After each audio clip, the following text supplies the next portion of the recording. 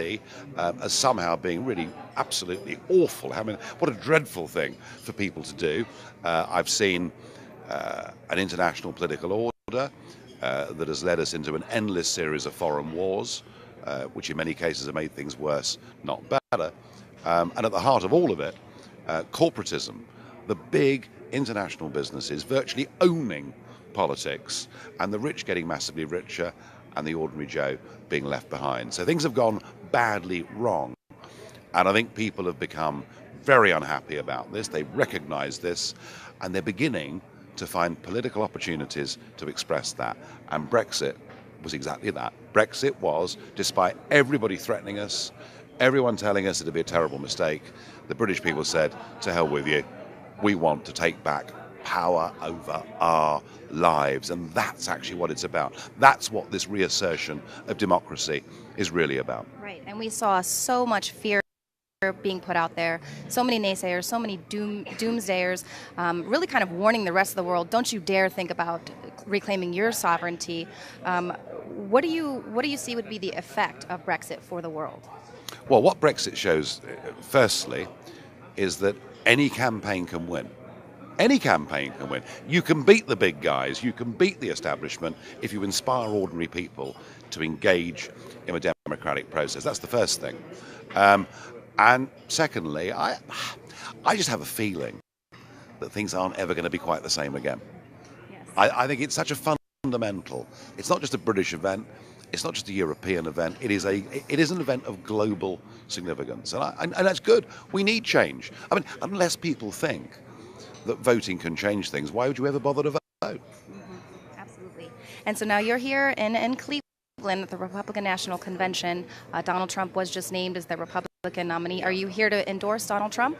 No, I'm not, and that would be a terrible mistake. You know, after all, President Obama engaged himself in British politics and had the counter effect. I'm not an American. I'm not an American voter. I'm here watching, a part of your democratic process with great interest. But I'm also here bringing a message from the Brexit campaign that if you can reach the hearts and minds of ordinary people, you can change anything. And what do you think a Donald Trump administration would bring not only to our relationships with our oldest ally, but to the rest of the world?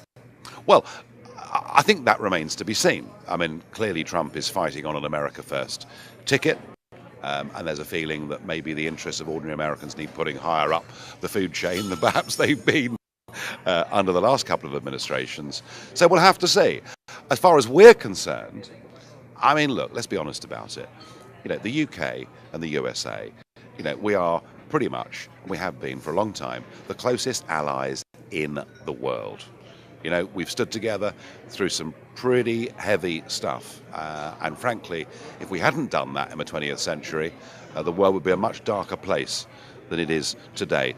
I believe that what we've done is to free ourselves from this political club, and we can now come and talk to you about doing trade deals. We can talk to you about foreign policy cooperation. There are lots of things we can now have a proper conversation about. And when President Obama said that the United Kingdom would be at the back of the queue, it was an absolutely disgraceful thing to say. And I hope we're somewhere near the front of your queue, or line, as you normally say. Yes, well, we were all very excited, stayed up late to celebrate along with you all. What advice can you offer us here in the U.S. in regards to open immigration, as well as secret trade deals? Any advice? Well, the immigration thing is different because your chief problem, as I see it, is actually illegal immigration, whereas ours, oddly, was legal immigration. Ours was the entire European Union being able to come to our country. But the lessons are the same. Unless your citizens feel that you as a government are in control and have a strategy, then they will become contemptuous of you.